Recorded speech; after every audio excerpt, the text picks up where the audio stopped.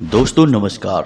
कन्या राशि वाले मेरे मित्रों, आप सभी का आज के ज्योतिष के बेहद ही विशेष और आपकी जिंदगी में निश्चित तौर पर बड़े बदलाव लेकर आने वाले इस विशेष कार्यक्रम में बहुत बहुत स्वागत है। माई आपका कल्याण करें, आपके जीवन से हर एक कष्ट को चुन चुन कर समाप्त करें, ऐसी हम माई से कामना करते हैं। दोस्तों, जैसा कि आप जानते हैं कि मास परिवर्तन हो रहा है, यानी कि महीना बदल रहा है, नया महीना प्रारंभ हो रहा है और इस मई के खास महीने में 4 बड़े ग्रह गोचर होने जा रहे हैं। तो इस आधार पर हम आपको चेतावनी देना चाहते हैं कि इन बड़े ग्रह गोचरों के आधार पर आपके घर में कुछ ऐसी चीजें मौजूद हैं जो आपके लिए बेहद ही अपशगुनी है, बेहद ही नकारात्मक है। तो ऐसे में इन चीजों से आपको छुटकारा पाना बहुत अधिक आवश्यक है। आपने यदि समय रहते इन चीजों से छुटकारा नहीं पाया, अपने घर से निकाल कर इन्हें बाहर नहीं फेंका, तो निश्चित तौर पर यह मई का महीना आपके लिए बेहद ही घातक होने जा रहा है।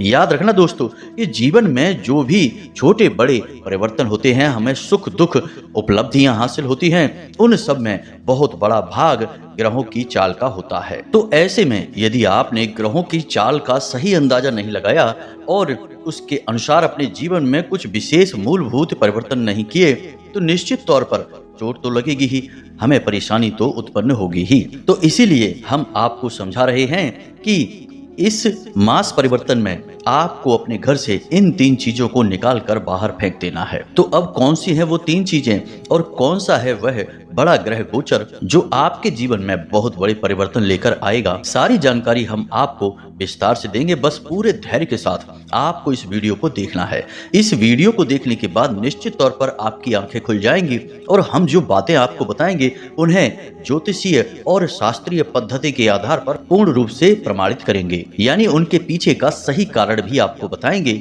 और आप तो जानते ही हैं दोस्तों कि हम माँ भद्रकाली की भक्ति करते हैं और जो बातें हम आपको बताते हैं वे बातें 100% सत्य होती हैं। इधर उधर की महत्वहीन बातों से हमारा कोई लेना देना नहीं है। इसलिए हमारा बस आपसे यही निवेदन है कि आप इस वीडियो को पूरा देखें, तभी आपको पूरा लाभ प्राप्त होगा। यदि बीच में छोड़ेंगे या फिर आधा अधूरा देखेंगे तो फिर आपके जीवन में कोई परिवर्तन नहीं आएगा। दोस्तों, जीवन में कुछ भी हासिल करने के लिए हमें धैर्य तो रखना ही पड़ता है और खास तौर से ज्ञान अर्जन करने के लिए धैर्य की बेहद आवश्यकता होती है। और जब एक बार हम धैर्य से पूरे ज्ञान को हासिल कर लेते हैं तो यही ज्ञान फिर हमारे जीवन में बड़े बड़े चमत्कार करता है। ऐसे ऐसे परिवर्तन हो जाते हैं कि लोग भौचक्के रह जाते हैं। हम ऐसे सैकड़ों हजारों लोगों को जानते हैं जिनके जीवन में अटूट कष्ट, बेहद विषम परिस्थितियां, किसी के घर में बीमारियां ही बीमारियां, किसी के जीवन में बेरोजगारी, पैसे की तंगी,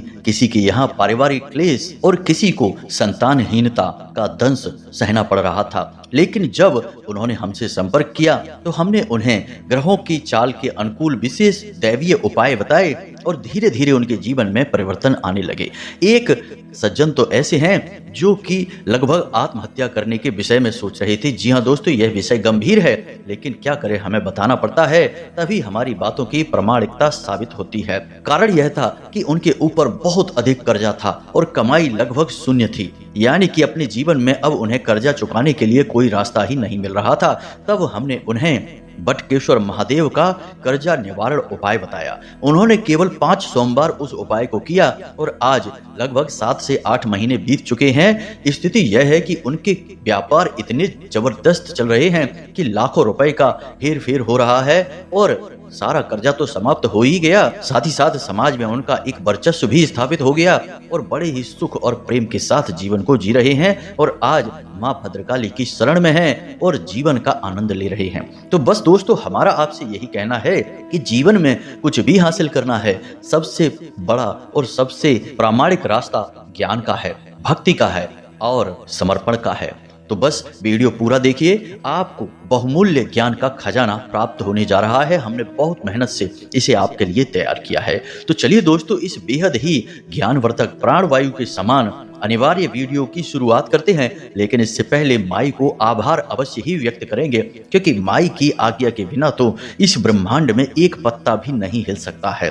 तो चलिए दोस्तों, कमेंट बॉक्स में पूरे भक्ति भाव के साथ जय मां भद्रकाली कृपा करो एक बार नहीं 3 बार लिखना, क्योंकि त्रिशक्ति उत्पन्न होती है तो वह अग्नि के समान प्रज्वलित होती है और हमारे द्वारा कही गई हर एक बात को सत्य साबित कर देती है। जी हाँ दोस्तों, त्रिशक्ति हमारे हिंदू धर्म में बेहद महत्व रखती है, जैसे कि त्रिदेव, जैसे कि त्रिशूल, जैसे कि त्रिगुणात्मक यह प्रकृति। तो आपको तीन की शक्ति को पहचानना होगा।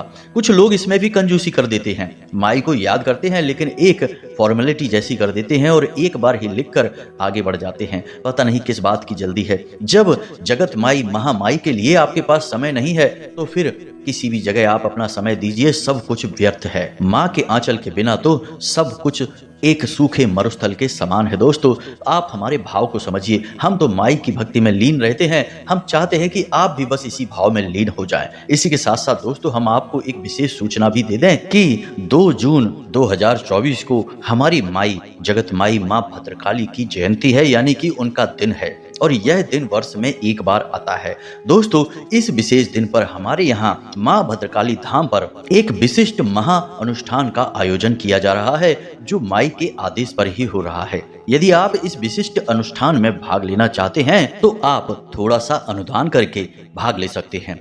10 रुपए से लेके फिर आपकी मर्जी है, जो आपकी क्षमता है, आपका भाव है, आप दान कर सकते हैं। अब अंश दान करने के लिए आपको वीडियो में दिए गए QR कोड का प्रयोग करना है या फिर डिस्क्रिप्शन में दिए गए एक नंबर का प्रयोग करना है। उस पर आप फोन पे, गूगल पे, पेटीएम जो चाहे वो कर सकते हैं। यह माई के दिव्य दरबार के कार्यकर्ताओं का नंबर है, तो आप इस पर फोन न लगाएं, बस इस पर आप अंशदान करें। आपको यदि कोई जानकारी चाहिए तो एक व्हाट्सएप नंबर भी दिया जा रहा है डिस्क्रिप्शन में, उसका प्रयोग करके आप किसी भी प्रकार की सूचना ले सकते हैं। कॉल ना करें, क्योंकि कॉल करके बात कर पाना संभव नहीं है। हजारों लाखों लोगों के दिन भर फोन आते रहते हैं। हमें अपनी कुछ साधनाएं भी करनी होती हैं, माई की सेवा भी करनी होती है और हमारे पास इतना समय नहीं रहता मित्रों कि हम आप सभी से फोन पर बात कर सके। तो आप व्हाट्सएप पर मैसेज कर दें, हमें जब समय मिलेगा तो हम आपके प्रश्नों के जवाब देंगे, आपको संतुष्ट करेंगे। यह हमारा आपसे पूरा वादा है। तो उम्मीद है दोस्तों, आप हमारी बातों को, हमारी भावनाओं को समझ रहे होंगे। यदि आपके मन में माई के लिए पूर्ण भाव है, श्रद्धा है, तभी आप आगे आना। आपके दिए गए अंशदान का आपके लिए ही प्रयोग किया जाएगा। माई के लिए चुनरी और एक नारियल आपके नाम से समर्पित किया जाएगा। यज्ञ में आपके नाम से आहुतियां करवाई जाएंगी। सब कुछ आपके लिए ही है दोस्तों। हमें तो माई की भक्ति से ही मतलब है, माई के दिए आदेश का ही हम पालन कर रहे हैं। तो उम्मीद है हम सारी बातें आपको समझा पा रहे हैं। तो चलिए दोस्तों, वीडियो में आगे बढ़ते हैं। दोस्तों, याद रखना कि हमारे आसपास जो भी चीजें हैं, जो भी इंसान, जीव जंतु हैं, सबकी अपनी एक खास ऊर्जा होती है।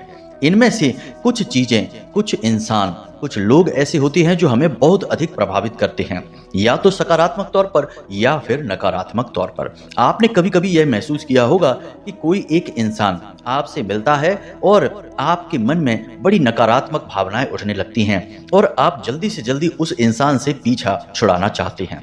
फिर आप कहते हैं कि पता नहीं क्यों मुझे इस इंसान के साथ अच्छा नहीं लगा, उसकी बातें, उसका स्वभाव कुछ ऐसा था कि वह मुझे बिल्कुल ठीक नहीं लगा। अब उसने कोई गलत बात नहीं कही, लेकिन उसकी ऊर्जा को आपने महसूस किया और आप उसकी ऊर्जा से नकारात्मक भावनाओं से भर गए, इसलिए आपने उससे पीछा छुड़ा लिया, उससे मिलकर आपको अच्छा नहीं लगा।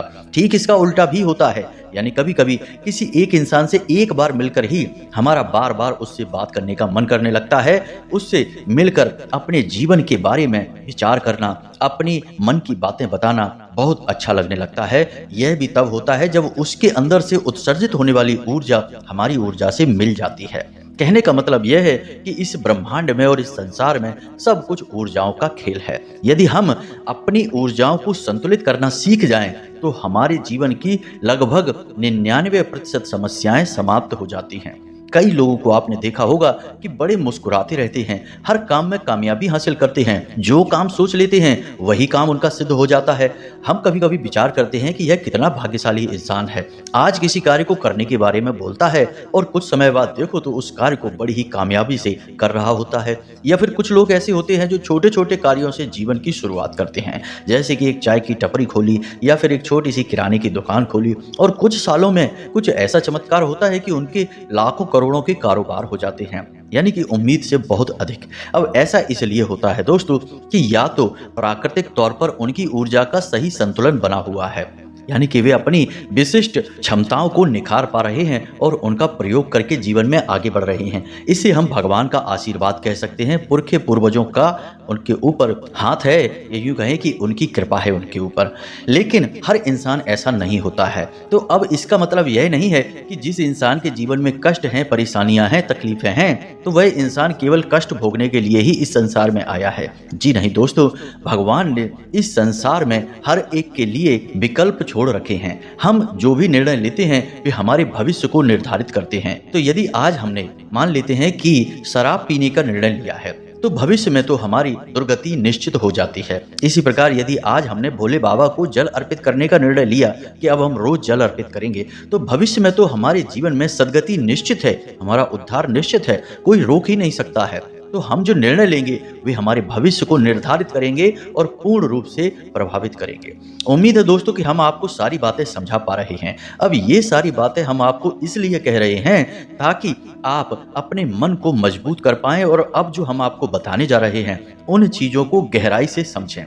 दोस्तों, अब हम आपको जो बातें बताएंगे वे इतनी महत्वपूर्ण हैं जिनके बारे में जानकर लोगों का जीवन पूर्ण रूप से बदल जाता है। जी हाँ दोस्तों, यानी कि जो जमीन पर रेंग रहे हैं, कष्ट और परेशानियों से पीड़ित हैं, वे देखते ही देखते पूर्ण रूप से बदल जाते हैं और एक कमल के पुष्प के समान खिलकर इस संसार को आनंद और खुशियों से भर देते हैं। तो वैसे तो यह विषय बहुत बड़ा है, बहुत सारी बातें हैं जो आपको हम बता सकते हैं, लेकिन वीडियो में समय की सीमा होती है। इसी वजह से हम आपको आज चीजों के विषय में ही ज्ञान देंगे, उन्हीं के बारे में बताएंगे। तो दोस्तों, हमारे शास्त्रों में हर एक चीज का एक विशेष नियम है, विधान है। यानी कि अगर हमें शंख लाना है तो उसकी कोई तिथि निश्चित है, उसको रखने का स्थान निश्चित है, उसे प्रयोग करने का और उसे किस प्रकार शुद्ध करना है, इन सब का विधान हमारे शास्त्रों में है। हमारे शास्त्रों में हर एक चीज का एक निश्चित विधि और विधान है। लेकिन समस्या यह है कि लोग पूरी बात ना सुनते हैं, ना समझते हैं, बस सीधे जाकर किसी ने कह दिया और लेकर चीजें अपने घर में आ जाते हैं।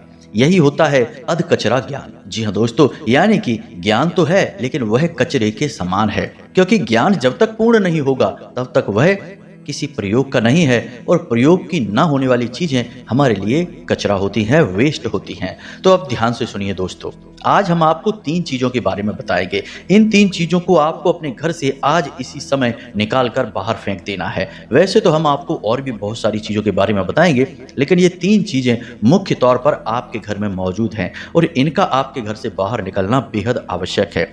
जब ये आपके घर से बाहर निकलेंगी तो आपकी स्वयं की और आपके घर में जो प्रवाहित हो रही है वह ऊर्जा पवित्र होने लगेगी, शुद्ध होने लगेगी। और जो ऊर्जा शुद्ध है, पवित्र है, सकारात्मक है, वही तो भगवान की ऊर्जा है।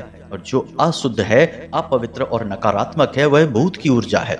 तभी तो हम कहते हैं कि उसके घर में तो ऐसा लगता है जैसे कि भूतों का वास है, और किसी के यहाँ ऐसा लगता है जैसे कि देवताओं का वास है। सब ऊर्जाओं की वजह से है। जी हाँ दोस्तों, तो अब ध्यान से सुनिए। सबसे पहली चीज मित्रों, पीतल के बर्तन। जी हाँ दोस्तों, अब पीतल के बर्तन के साथ में आपको क्या करना है यह ध्यान से सुनिए। उन्हें अपने घर से बाहर नहीं निकालना है, लेकिन उनके प्रयोग का कुछ विधान है। अब ऐसा हम क्यों कह रहे हैं दोस्तों? 1 मई को देवगुरु बृहस्पति का गोचर मेष राशि से वृषभ राशि में हो रहा है। अब यह विशेष ग्रह गोचर आपकी राशि पर बहुत बड़ा प्रभाव डालेगा। अब देवगुरु बृहस्पति का सीधा संबंध पीतल के बर्तनों के साथ होता है। अब ऐसे में आपके जीवन में देवगुरु बृहस्पति किसी प्रकार का नकारात्मक प्रभाव ना डालें। इससे बचने के लिए आपको इन बर्तनों का सही विधि विधान के साथ प्रयोग करना बहुत आवश्यक है। अब आपके घर में यदि कोई पीतल के बर्तन हैं तो उनके साथ आपको क्या करना है यह आप ध्यान से सुनिए। यदि हम जो आपको बता रहे हैं वह आप करेंगे तो आपको देवगुरु बृहस्पति का पूरा लाभ प्राप्त होगा। यानी कि गुरु पूर्ण रूप से आपको लाभ देंगे, और जब गुरु आपको लाभ देंगे तो आपको 3 तरह से फायदे होंगे। पहला कि भगवान श्री हरि विष्णु और माता लक्ष्मी की आपको सीधे कृपा प्राप्त होगी, यानी कि धन लाभ होंगे। रुका हुआ पैसा आपको प्राप्त हो जाएगा, कमाई के नए स्रोत बनने लगेंगे। दूसरा, आपके घर में किसी भी प्रकार का क्लेश है, किसी भी प्रकार की अशांति है, तो वह शांति में परिवर्तित हो जाएगी। आपके घर की ऊर्जा सकारात्मक ऊर्जा में परिवर्तित हो जाएगी।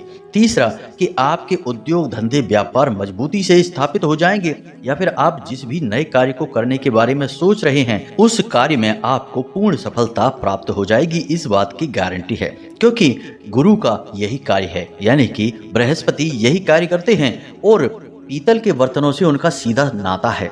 अब आपको क्या करना है, यदि आपके घर में पीतल के बर्तन हैं, जो कि निश्चित तौर पर होंगे ही, लेकिन लोग एक बहुत बड़ी भूल कर बैठते हैं कि इन बर्तनों को गंदा रखते हैं, अंधेरी जगह पर रख देते हैं और इनका प्रयोग नहीं करते हैं, जबकि ऐसा करना नहीं चाहिए। पीतल के बर्तनों को साफ सुथरा रखना, बिल्कुल चमकदार बनाकर रखना बहुत आवश्यक है, क्योंकि पीतल के बर्तन चमकेंगे तो आपका गुरु मजबूत होगा।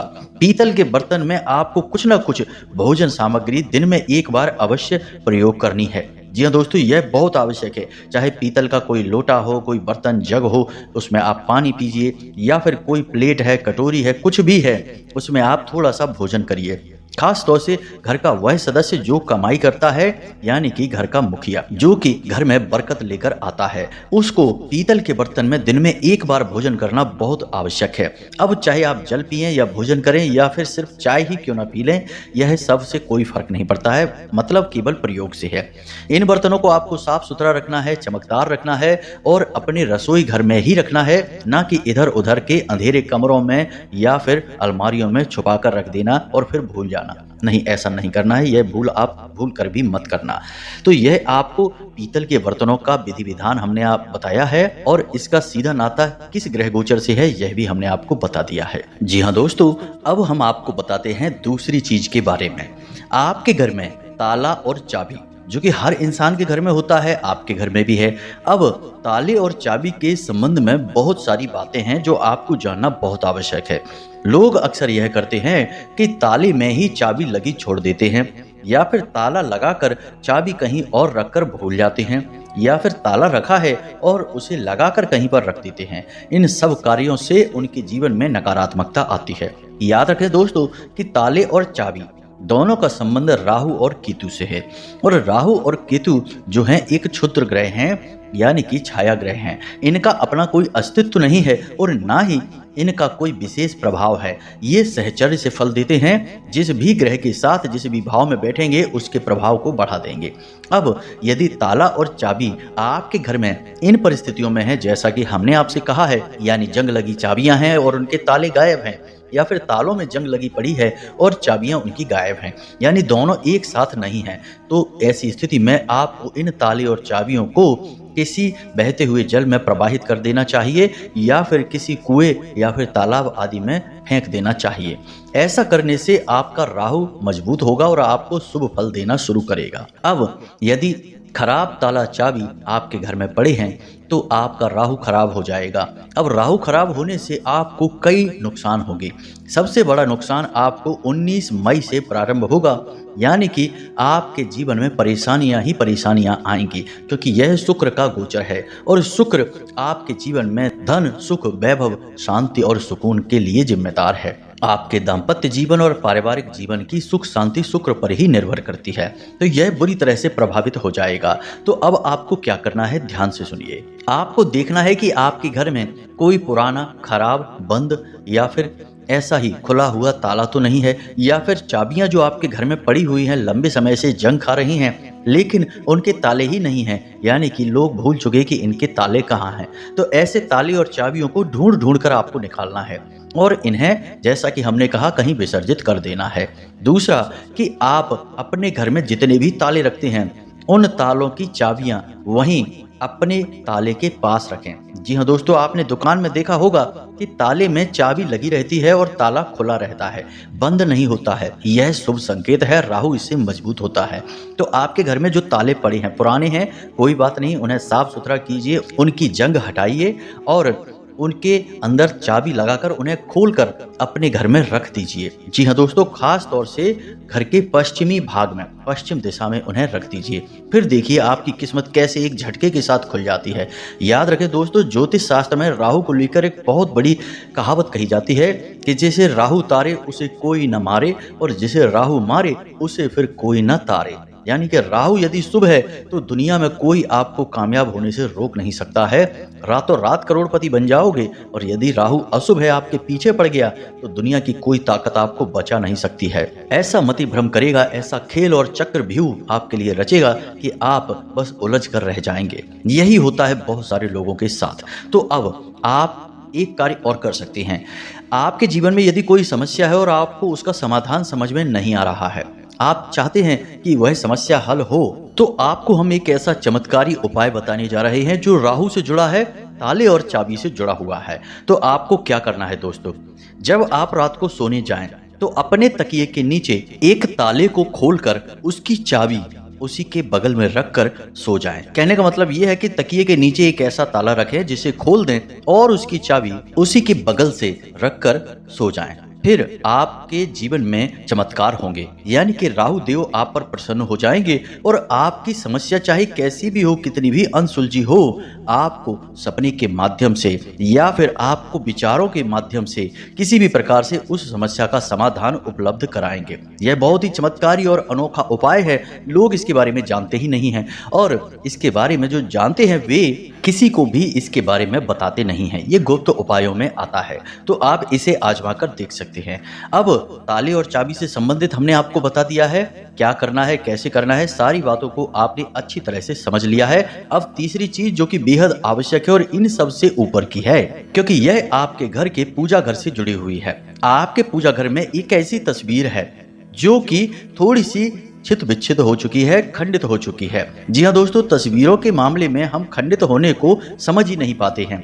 मूर्ति तो खंडित होती दिखाई देती है कि कोई एक हिस्सा, कोई एक टुकड़ा कहीं से टूट गया, लेकिन तस्वीरों के मामले में जरा सी फट जाएगी तस्वीर या फिर कहीं से कुछ उधड़ गया, थोड़ा बहुत टूट फूट गया, तो हम उसे खंडित होना मानते ही नहीं है। लेकिन यह गलत है।